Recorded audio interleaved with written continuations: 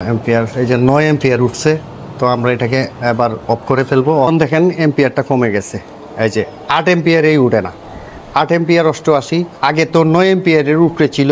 আজকে আমি একটা ওই সাবমার্সিবলের ক্যাপাসিটার ফালাবো। তো সাবমার্সিবল মোটরের ক্যাপাসিটার প্রবলেম হইলে কি কি হয় আর এটা ধরবেন কিভাবে, এই জিনিসটাই আজকে জানবো।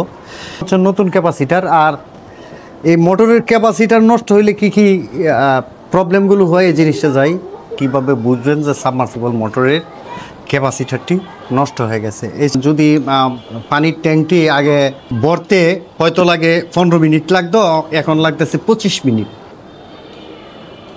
226 ভোল্ট, তাহলে ভোল্টেজটা ঠিক আছে। তাই এখন এটা আপনার কেন আমাদের এটা এই লেট হয় সেই জিনিসটা জানবেন, সেটা হচ্ছে ক্যাপাসিটরের প্রবলেম। আর আরেকটা বিষয় আপনি দেখবেন যে কন্ট্রোল বক্সটার মোটরটা কতদিন হয়েছে এই জিনিসটা আগে জানবেন। আপনি যদি টেকনিশিয়ান হন, মোটরটার বয়স হয়েছে লাগানোর মানে 7 বছর 8 বছর, তখন এই সমস্যাটা হয়েছে, তখন আপনি নিশ্চিত ধরবেন যে এটার ক্যাপাসিটারটা প্রবলেম হয়েছে বা প্রবলেম হইতে পারে। তখন করবেন কি, আপনি একটা ক্যাপাসিটার এনে এখানে লাগিয়ে দিবেন। তো আমরা সর্বপ্রথম আমরা এটাকে স্টার্ট করব। দেখি আমাদের ওয়ার্ল্ড পুরাতন ক্যাপাসিটারটা যেটা আছে, এটা আমরা কারেন্টটা খুলে ফেললাম, 20 এম্পিয়ারে দিয়ে দিছি, 1.5 হর্স মোটর। তো সেই ক্ষেত্রে আমরা এই মোটরটাকে স্টার্ট করব। তো মোটরটা স্টার্ট করলাম, এই যে মোটরটা স্টার্ট হয়েছে, এটা রান হয়েছে, এই যে দেন জ্বলতেছে। তো এই মুহূর্তে আমরা দেখতে পাচ্ছি 8.9 এম্পিয়ার, এই যে 9 এম্পিয়ার উঠছে। তো আমরা এটাকে এবার অফ করে ফেলবো। অফ করে আমরা নতুন ক্যাপাসিটারটা লাগাইবো। তো নতুন ক্যাপাসিটারটা লাগানোর ক্ষেত্রে আমরা এটাকে আবার অফ করে ফেলছি। তো এটাকে অফ করে ফেলছি। তো অফ করে আমরা আপনাদেরকে সরাসরি নতুন ক্যাপাসিটারটা লাগানোর জন্য আমরা আপনাদেরকে দেখানোর জন্য চেষ্টা করি। আবার ফোনটা টুইনিং করে নিচ্ছি। তো সর্বপ্রথমে কারেন্টটা অফ করবেন। কারেন্টটা অফ করে তো এটা খুলবেন। তো এইগুলো 6-7 বছর পরে কন্ট্রোল বক্সটা পাল্টিয়ে নিলে ভালো হয়। যদি মনে করেন যে কন্ট্রোল বক্সটা না পাল্টাবেন, তাহলে এটার যে ক্যাপাসিটরটা আছে সেই ক্যাপাসিটরটা আপনি চেঞ্জ করে নেবেন। ক্যাপাসিটরের আপনারা দেখবেন বৈশিষ্ট্য, এইটা খুলে ফেললাম। ক্যাপাসিটার এইখানে 2 মাথা আছে, আবার 4 মাথা আছে। আপনি এইখানে দেখবেন ইউএফ 50 বা 60। তো এটাকে সেই রকমই আরেকটা 50-60 ইউএফের ক্যাপাসিটার আপনি আনবেন। অবশ্যই মোটরের ক্যাপাসিটার কেনার জন্য যেখানে সাবমার্সিবল বিক্রি করে, সাবমার্সিবলের মোটর যেখানে বিক্রি করে সেই সাবমার্সিবল মোটরের দোকান থেকে ক্যাপাসিটারটা আনবেন। এই যে আমাদের এটা নতুন ক্যাপাসিটার আবার নিয়ে আসছি। তো এখন এটাকে লাগাই। তো আপনি ভাববেন যে আপনার এই মোটরটা আগে 15 মিনিটে পানি তুলতো, তো সেইটা হয়তো 20 মিনিটে তুলে। তো 20 মিনিটে তুললে তাইলে এখানে একটা কি গাফলা থাকতে পারে, সেই গাফলাটার জন্য আপনি ক্যাপাসিটারটা চেঞ্জ করবেন আর কি। তো আমরা ক্যাপাসিটারটা চেঞ্জ করে ফেললাম এই মুহূর্তে।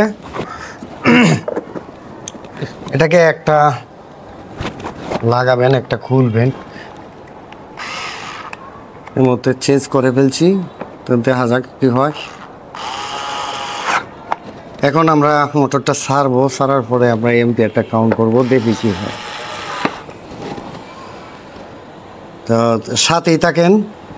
আর ক্যাপাসিটার ডিস্টার্ব হইলে আরও কিছু লক্ষণ আছে। লক্ষণ হচ্ছে মোটরের যে কেবলগুলো আছে, এই কন্ট্রোল বক্সটা আছে, এটার মধ্যে ধরলে কন্ট্রোল বক্সটা গরম হয়ে যাবে। সঠিক ভোল্টেজ থাকার পর কন্ট্রোল বক্সটা একটু গরম লাগবে। এই যে কেবলগুলো আছে, কেবলগুলোর মধ্যে ধরলে একটু গরম লাগবে। এই জিনিসটি যখন মনে করেন আগে আপনি নতুন মোটরটা লাগাইছেন, তখন আপনার এই কন্ট্রোল বক্সটা গরম হইতো না, এই ক্যাপাসিটারটা কেবলগুলো গরম হইতো না। আর এখন গরম হচ্ছে 4-5 বছর পরে আইসা, তখন আপনি এই ক্যাপাসিটারটা পাল্টাইতে পারেন। এখন আমরা এটাকে আবার সারার জন্য চেষ্টা করি। তো দেখতে পাচ্ছেন আমরা এটাকে সারি। বিসমিল্লাহির রহমানির রহিম।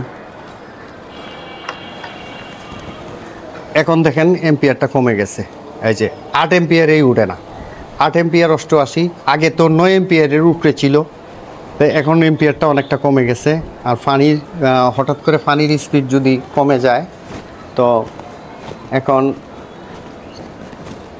পানির স্পিডটা যদি কমে যায় তাহলেও আপনার এটা একটা প্রবলেম। মোটরটা চলতেছে কিনা, এই যে মোটরটা চলতেছে, পানির স্পিডটা বাড়ছে, আগের চাইতে পানির স্পিডটা বাড়বে ইনশাল্লাহ। তো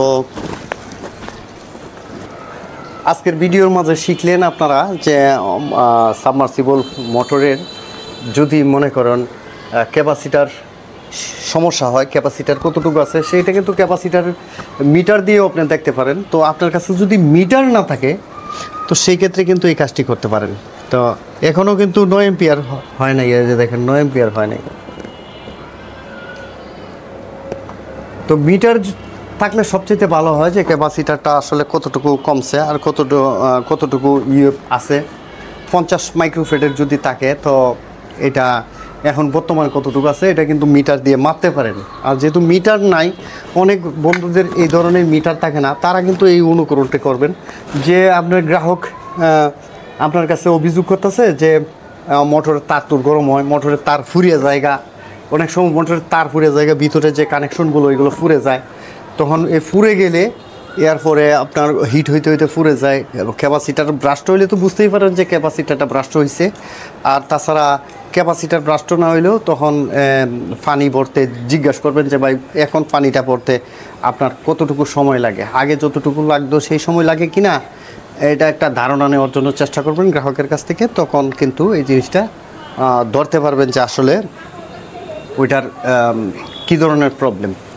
তো আপনি গিয়ে প্রথমে ভোল্টেজটা মাপবেন, মাপার পরেও আপনি দেখবেন যে ভোল্টেজটা ওই ঠিকঠাক আছে না, ঠিকঠাক থাকার পরেও কিন্তু এই জিনিসটা আপনার পানিটা দেরি করে উঠতেছে। এখন কিন্তু সরাসরি এই যে দেখেন আগে 9 এম্পিয়ার আসছিল, 9-এর উপরে আসছিল, এখন কিন্তু 8.4 মনে করেন। ফোনে এই যে দেখেন ফোনে 9 এম্পিয়ার, আগে পুরা 9 এম্পিয়ার আসছিল। তাহলে বুঝতে পারছেন যে এখন এম্পিয়ারটা কম নিচ্ছে, মানে 1 এম্পিয়ার আপনার মোটামুটি প্রায় অনেক কিছু।